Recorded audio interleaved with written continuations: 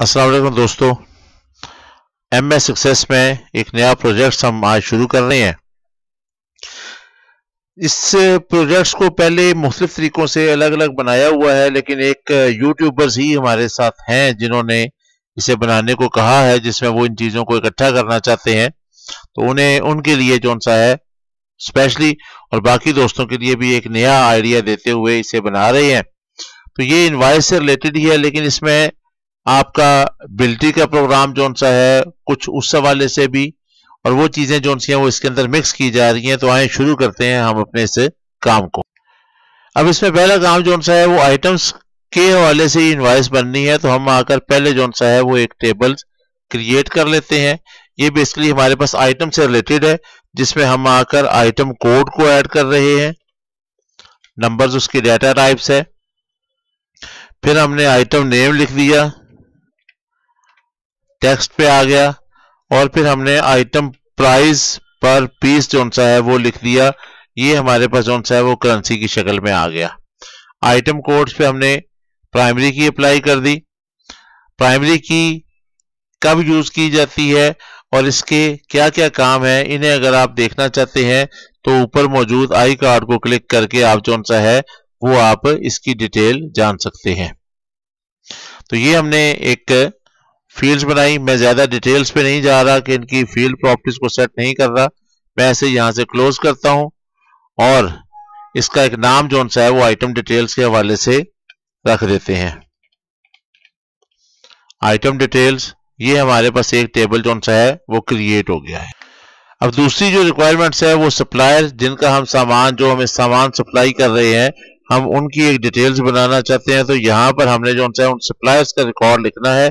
तो यहां पर सप्लायर आईडी हमने टाइप कर दी, ये नंबर्स पर आएगी। फिर उसके बाद हमने जो सा है वो उनकी कंपनी का नेम लिखना है, ये टेक्स्ट में आ गया। फिर हमारे पास जो सा है उनका एड्रेस है, यहां भी हम मेंशन कर देते हैं सप्लायर, और ये सप्लायर ही कंपनी नेम है ताकि हमें याद रहे।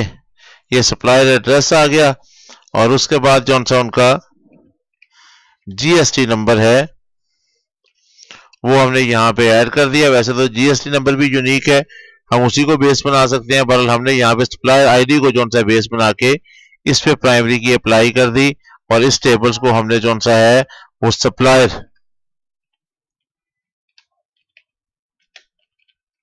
डिटेल्स के नाम से सेव करवा दिया। अब हमारे पास एक टेबल जो सा है वो हम बना रहे हैं कस्टमर की डिटेल्स के हवाले से। तो हम यहाँ पे कस्टमर आईडी डाटा टाइप्स हमने नंबर साइन कर ली। फिर कस्टमर नेम,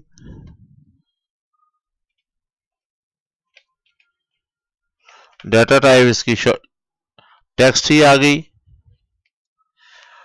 और फिर हमारे पास जो सा है वो किस कंपनी से रिलेटेड है, तो हमने कस्टमर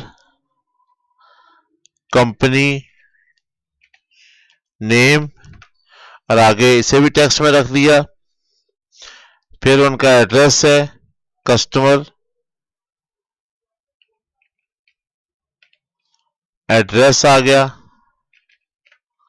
ये भी टेक्स्ट में है।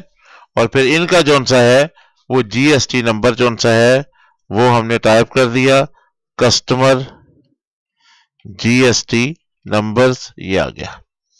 इसमें हमारे पास जो कस्टमर आईडी है उसमें हमने प्राइमरी की अप्लाई कर दी, और इसको जो सा है वो हम सेव करवा रहे हैं कस्टमर डिटेल से।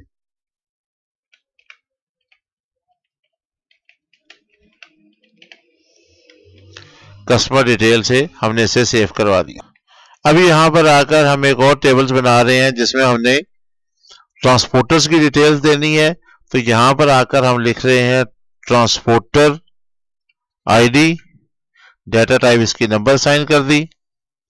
फिर आ गया हमारे पास ट्रांसपोर्टर नेम, ये टेक्स्ट में ही होगा। फिर हमारे पास आ गया जी इनका बिल्टी नंबर,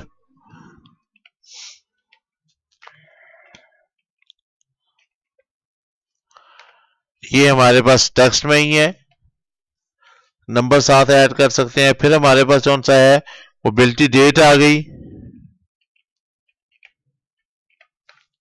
इसकी डाटा टाइप हमने डेट एंड टाइम सेलेक्ट की और फॉर्मेट्स में जाकर हमने ये डाटा टाइप जो सी है वो मीडियम डेट में सेलेक्ट कर ली। इसके बाद हमारे पास स्टॉक नंबर,